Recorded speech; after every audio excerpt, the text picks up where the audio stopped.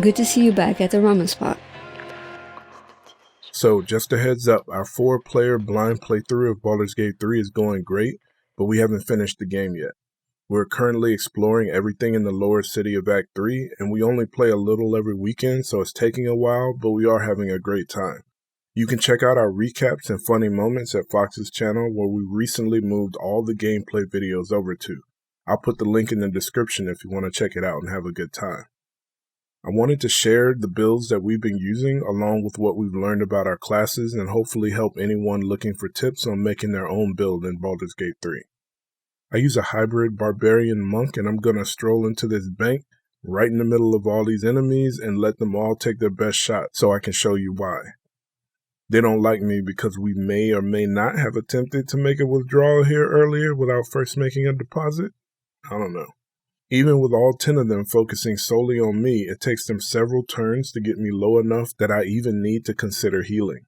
With this unarmed and unarmored build, I have ridiculous levels of damage mitigation. I can move further per turn than any of my teammates, and I hit very hard. Let's go over how the build works. I start level 1 on Barbarian. Right off the bat, we gain access to Rage, which we will use in every fight. We also get unarmored defense, just like monks do, which we're going to build into heavily later. Even though I'm eventually going to take many more levels of monk than Barbarian, I start here because I want my damage to scale off my strength stat.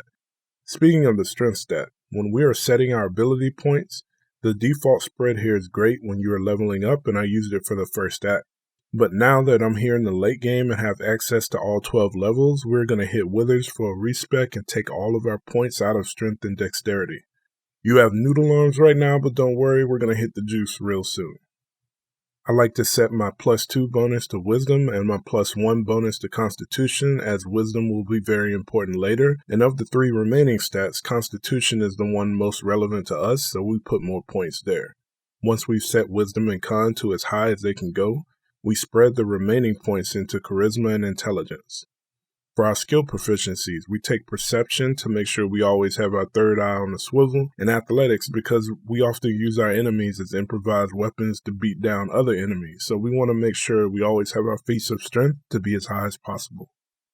For level 2, we're taking another Barbarian level, which gives us access to Danger Sense for saving you when you run into traps, and Reckless Attack for giving you attack advantage at the cost of the enemies also gaining advantage over you. I don't use this much, but the option is there, so I'll take it. And then we take Barbarian level 3. This is where our tankiness comes from. We get another Rage charge and the Speak with Animals spell, both of which are always useful, and we can choose a subclass. These 3 choices have their uses, but we're going to choose Wildheart for our subclass because we want access to a Bestial Heart. These are specializations for your Wildheart subclass that give you unique abilities, and for our build, we're going to choose Bearheart. The bonus damage resistance that Bearheart provides you makes you nearly unkillable while you're raging, which you will always be doing anyway. In the bank here, these underpaid security guards are giving it their all, but as you can see, I am unbothered. With this level of damage resistance, you don't need darkness to hide in or double bonus health to keep you alive. You just stroll up to the enemy and face tank anything they've got, and wait for your turn to pay it back. For level 4, we finally grab our first level of monk.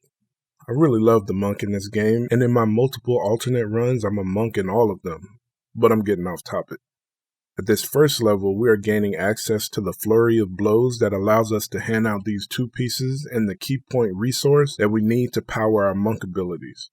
We also gain access to some other things like weapon proficiencies, but we don't need any of that. Unarmed strikes are all we will ever need since these hands are rated E for everybody. At level 5, we take our next level of monk, gaining more ki, more movement speed, and ki empowered dash, disengage, and defense. All of these are great, but you know why we're here. Next.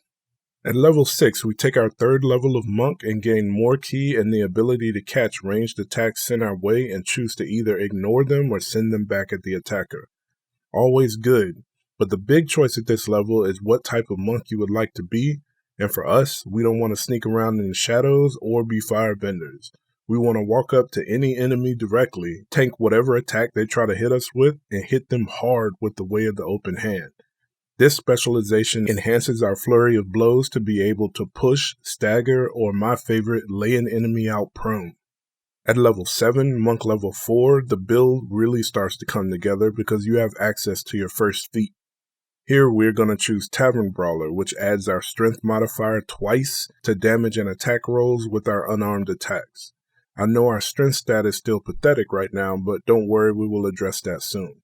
Go on and put that extra ability point that you get from Tavern Brawler into Constitution instead. At level 8, Monk level 5, you gain an extra attack and one of my favorite abilities in the game, Stunning Strike. With this special punch, you can completely shut down an enemy, or several enemies, for a whole turn, leaving them totally defenseless. It is one of the most powerful and useful abilities in the entire game. At level 9, Monk level 6, your hands ascend to a higher plane of existence and begin to do magical damage, bypassing the resistance of enemies who are immune to normal physical damage. In addition, you get to add a bonus damage type of your choice, be it Psychic, Necrotic, or Radiant, and access to an ability that restores half your ki and gives you an additional bonus action for 3 turns. I always forget I have this because no enemies really present a threat, but if they did, this ability would definitely come in clutch. Now, for those next 3 levels, 10, 11, and 12, you have a choice. You could go with 3 levels of Rogue here to gain access to the Thief subclass and give yourself an extra bonus action every turn, but the way I like to play it is to grab levels 7, 8, and 9 of Monk instead. The abilities you gain are small, like being immune to being frightened, charmed, or to difficult terrain slowing your dash down, but those are still really useful. Plus, you get another feat, which I use to take ability improvement and set both my Wisdom and Con to 18. And on the last level, Monk level 9, you gain access to ki-empowered strikes, which allow you to prime targets with a punch and then use your ki to ignite them all at once. The more enemies caught in this explosion, the more they will damage each other, which can be devastating, as you can see. I tried out both Thief and Monk and decided going 9 levels in Monk is more my style, but if you like having the extra bonus action more, then by all means do you. Finally, let's bring the build together with the gear.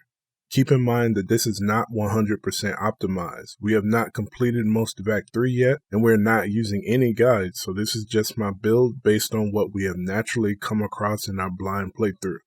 If you have found better gear for this setup in your playthrough, I'd love to hear about it in the comments below. First, I'm using the Sentient Amulet, which you can find in the Grimforge in Act 1. This allows you access to ki restoration, which is always useful.